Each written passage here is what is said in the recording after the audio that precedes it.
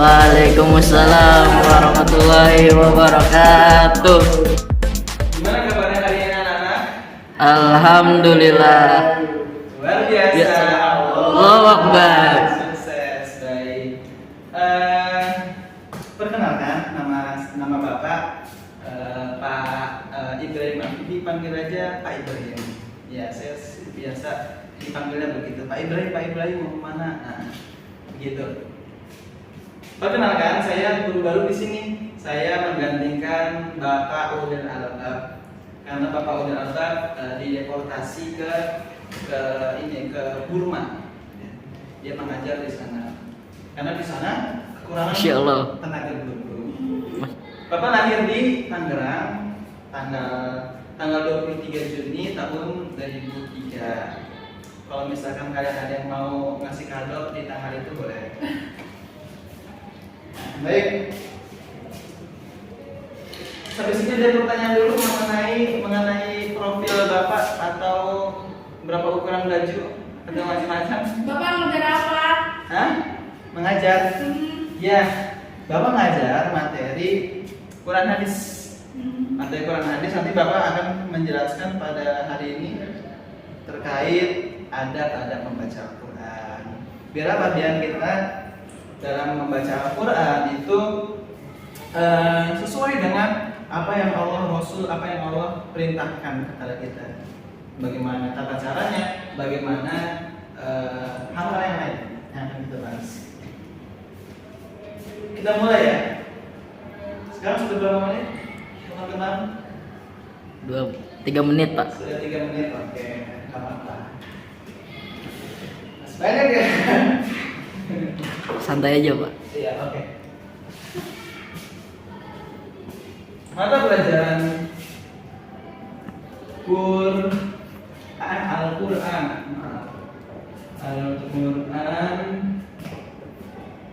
hadis. Nah, dalam mata pelajaran Al-Quran hadis kita mempelajari banyak hal tentang Al-Quran, tentang hadis-hadis, tentang kaidah-kaidahnya, dan termasuk di dalamnya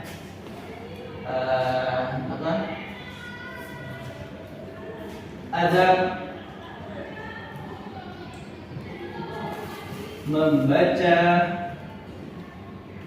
Al-Quran.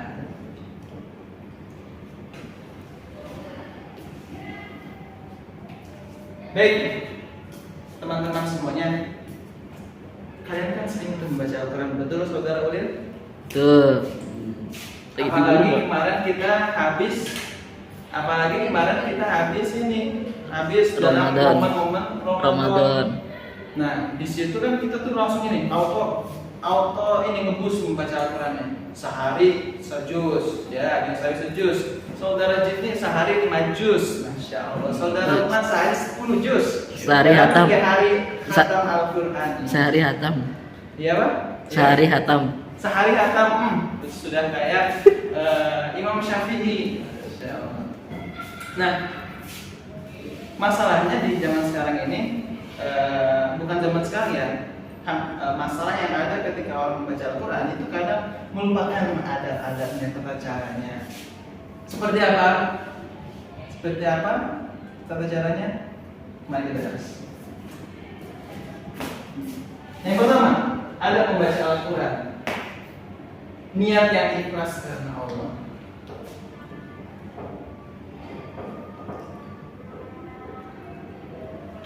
Ikhlas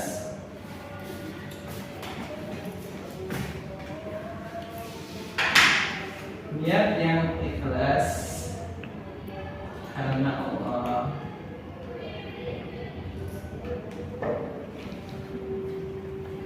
Teman-teman, oi. Kalau misalkan kita ibadah, kalau misalkan kita melakukan hal sesuatu yang Allah sukai, tapi masalahnya kita tidak mencari kecintaan Allah, kita tidak melakukan hal itu untuk Allah, maka ya, hal yang kita harapkan itu tidak akan terjadi. Allah nggak bakal ngasih pahala. Maka pentingnya niat di situ. Kalau kita sholat, ya saudara Jinti sholat duha jam 10. Dia karena ingin dia sholat karena ingin dapat apa? Dapat pahala. Bukan dapat pahala karena Allah. Ini yang bukan karena Oh, Allah. dapat jemaat berkah. Dia sholat duha karena ingin disebut sebagai anak yang rajin. Contohnya, dia ingin disebut sebagai alim, orang yang mengetahui banyak ilmu. Apa itu boleh? Tidak boleh, teman-teman.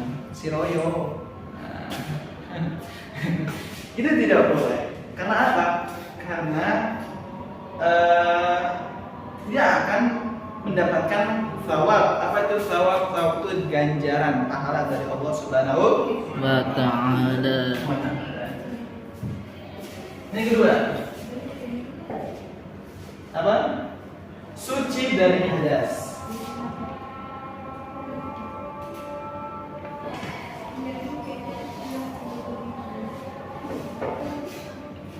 Suci dari hadas. Ikhwan fillah wa akhwat fillah rahimakumullah. Bagaimana caranya menghilangkan hadas kecil? Saudara-saudara. Menangkan hadas kecil dengan air. Dengan air apa tuh? Ada beberapa air, yang itu yang air laut bisa. Salah. Oh, salah. Maaf, Pak. Dari Ida, bagaimana caranya menghilangkan hadas kecil? Wudu. Wudhu yang Wih. Cara menghilangkan hadas kecil itu dengan wudhu dan menggunakan air yang tadi disebutkan sama saudara Ulil. Airnya tuh harus air yang bersih, air yang bersih. Kayak air putih, mana air putih itu tulisan air putih, kayak air sungai, Air hujan, air salju dan lain-lain. Bukan dengan air mata atau air kopi. Air kopi. Karena itu tidak apa? Karena itu tidak suci dan mensucikan. Memang suci tapi tidak suci. Teman-teman, ketika kita membaca Al-Quran dalam keadaan yang berhadas, ada namanya setan yang akan mengganggu kita, ya, ketika kita baca Al-Quran. Kita lagi ngaji nih, A'udzubillahi minasyaitonirrajim, tapi kita masih nggak bersih, ya, secara hadas. Maka nanti akan ada tuh setan yang ikut ngaji, tapi ngajinya bukan dia ikut membantu, tapi ikut untuk merusak atau mengganggu di cairan kuping kita. Jadi kuping kita tiba-tiba gatal, akhirnya kita jadi apa? Jadi uzur, kita jadi kamar mandi, diganggu lah perut kita, jadi kita jadi sakit perut.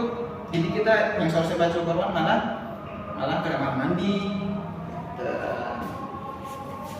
Tapi ya teman-teman, membaca Al-Quran ketika berwudu sebelum membaca Al-Quran itu tidak wajib, ya, tidak apa-apa. Itu hanyalah sunnah, tapi itu dianjurkan. Untuk apa? Untuk ibadah kita menjadi lebih baik. Ayo tuh. Nah, Sudah berapa menit teman-teman? udah 9 menit, Pak. Baru 9 menit, Pak. Nah, Masih lama, Pak. Semangat, Pak. baik. Yang ketiga, ada pembaca Al-Quran. Apa ada pembaca Al-Quran? Yang ketiga, selain suci dari hadas, suci dari Jus. najis. Najis itu beda dengan hadas, teman-teman. Ada yang tahu bedanya nggak? Saudara Jitni? Nggak tahu, Pak. Oh, nggak tahu. Saudara Kamel? Saudara, maaf. Saudara Kamel? Nggak tahu kan? Perbedaan perbedaan hadas dan najis. Hadas dan najis. Nggak tahu, nggak apa-apa. Karena kita belajar di sini. Nah, perbedaan perbedaan hadas dan najis itu, Bapak mendengar dari penjelasan dari Ustaz Bapak, itu simpel banget dalam membahas perbedaannya, gampang. Gini, hadas itu perbuatan, najis itu benda. Itu hadas itu perbuatan, najis itu benda. Enggak. Contohnya, seorang dikatakan berhadas ketika dia apa saja, saudara Lukman? Buang air besar. Betul, buang air besar. Apalagi saudara Jidni? Buang air kecil. Buang air kecil, betul. Kentut, betul. Pipis, betul. Nah, apa lagi? Dan yang lain yang membatalkan wudu, ya. Itu hadas kecil, ya. Nah, jadi hadas itu adalah posisi di mana seseorang itu melakukan hal-hal yang membuat dirinya itu tidak bisa untuk sholat. Nah, itu sudah disebut dengan hadas. Lanjut. Kalau najis itu benda. Apa tadi? Hadas itu Buatan. Najis itu Benda. Nah, kalau benda ini kayak contohnya kembang pasir. Tahu kembang pasir? Kembang pasir adalah traps, adalah jebakan bagi para pengguna jalan. Kembang pasir yang dimaksud adalah kotoran kucing, contohnya kotoran kucing, kotoran ayam, ya. Babi, Pak. Ya, kotoran ayam, kotoran apapun itu akan membuat seseorang itu cacat dalam waktu seketika. Bayangkan saja ketika dia berjalan menggunakan dua kaki, ketika dia serah menginjak kembang pasir, dia langsung, ya, secara seksama, secara tiba-tiba cacat satu kakinya.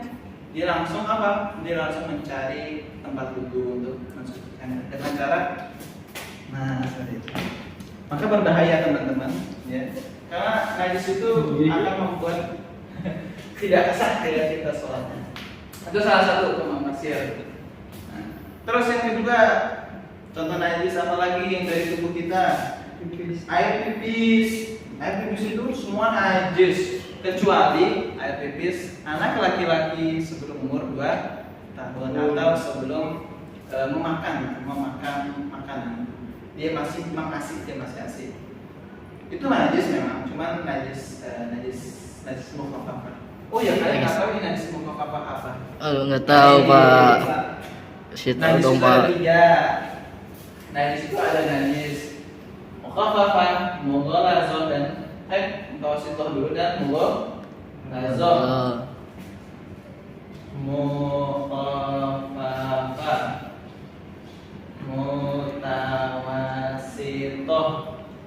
mughalazah.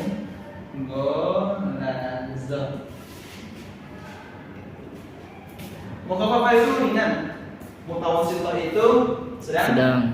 Dan mughalazah itu berat banget, ya, seperti ditinggalkan nakas tanpa ketemu kembali. Aduh. Itu berat. Apa ringan. Seperti contohnya tadi najis anak bayi. Ingat, anak bayi laki-laki sebelum makanan selain nasi. Mutawasithah sedang itu seperti kotoran kembang pasir tadi, seperti air kencing, seperti ludah itu bukan ludah itu bukan najis, ya. Seperti darah najis, darah yang mengalir, ya. Dan kentut najis bukan? Kentut najis bukan? Tidak, ya. Karena kalau gas itu najis, bagaimana cara membersihkan gas, ya? Karena tidak ternampak, ya. Diam-diam mematikan. Nah, karena tidak nampak. Terus yang ketiga adalah mughalazah, berat. Najis berat ini kenapa berat? Karena dia cara mensucikan itu berat juga, butuh tantangan yang banyak. Kayak seperti apa? Anjing, Pak. Anjing. Air liurnya. Babi, Pak. Babi. Kalau babi itu sebelum badannya najis, ya. najis, babi itu pig atau pork itu seluruh badannya najis. Kalau misalkan anjing itu air liurnya saja. Iya kan? Iya enggak? Iya aja dah. Iya aja dah. Iya. Kalau nggak salah seperti itu ya. Iya dah, Pak. Itu. Jadi ketika kita membaca Al-Quran jangan sampai ada tai Burung. kucing nempel di tangan kita dan kita tetap mengaji. Burung. Itu akan mengganggu indera penciuman kita. Ya, akan mengganggu indera penciuman kita sehingga ketika kita menghirup nafas untuk tarik panjang membaca mat panjang itu yang 6 harokat itu kan kita butuh apa untuk membaca mat panjangnya. Mat silat mawilah. Nah, kalau misalkan ada tai kucing di depan hidung kita, kita auto rusak pencernaan indera penciuman kita. Itu ada membaca Al-Quran. Sudah berapa menit teman-teman? 17 menit, Pak. 17 menit. Oh, lumayan. Dikit lagi. Yang kedua, menutup aurat.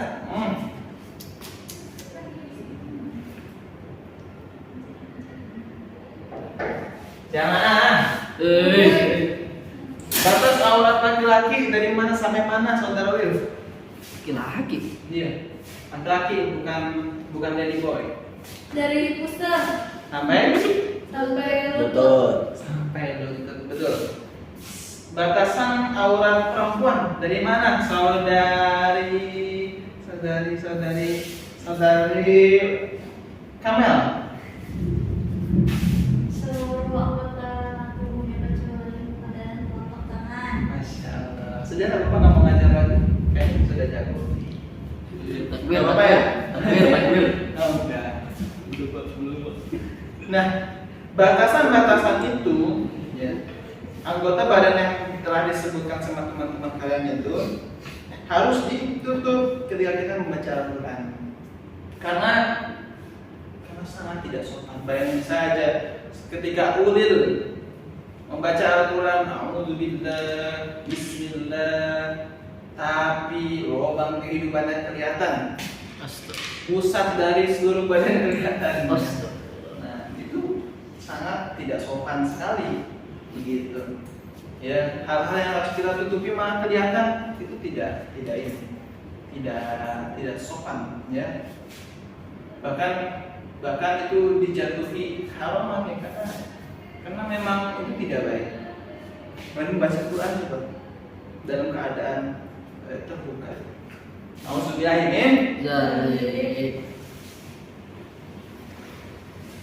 Sudah pada paham ya mengenai menutup aurat? Lanjut. Yang terakhir adalah membaca dengan tartil.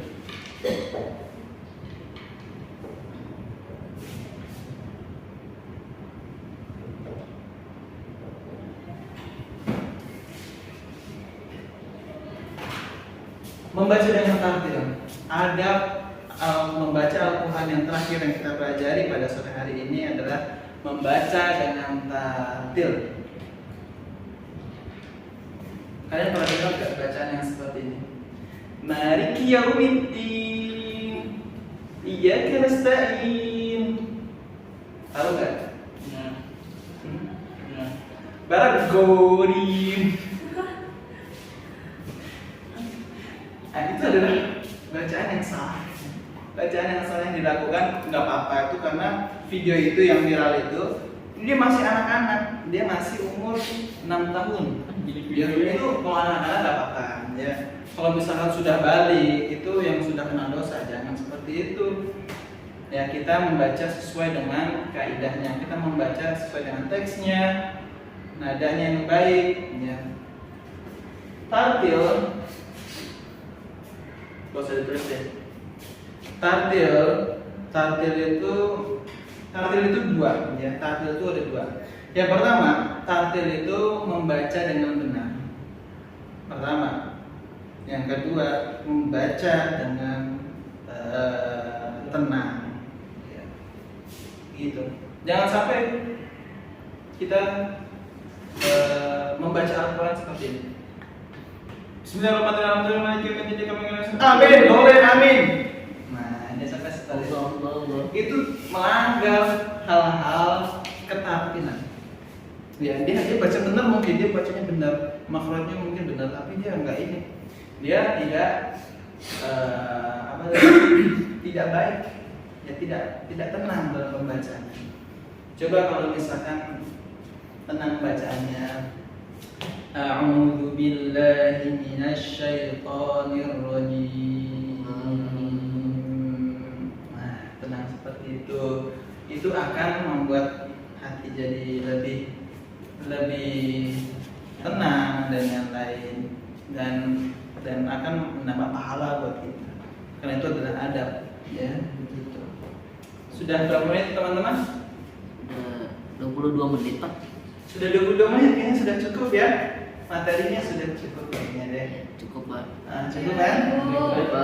Belum jomblo Pak. Begitu Bu, karena sudah cukup, teman-teman sudah pada paham semua. Jadi kita cukupkan ya Bu. Jangan tutup dulu. Saya tutup, oke?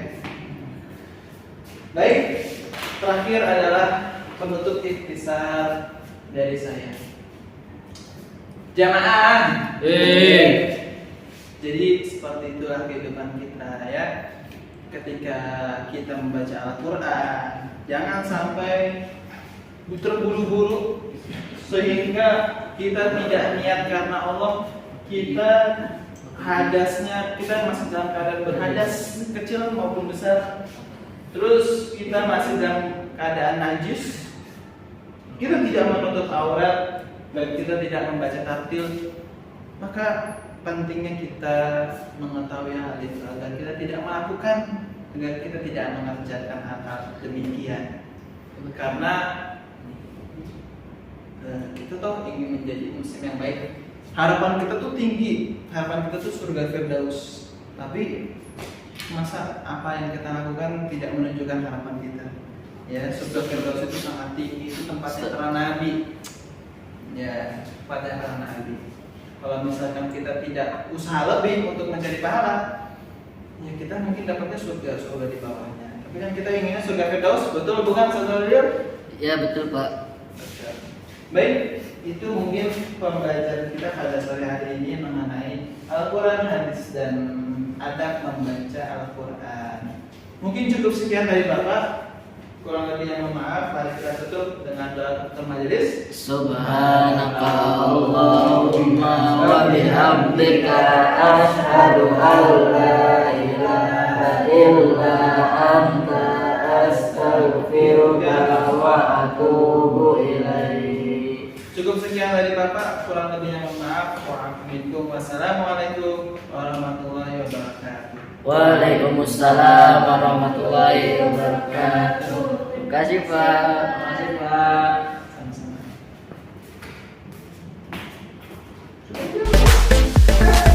Allahu Akbar.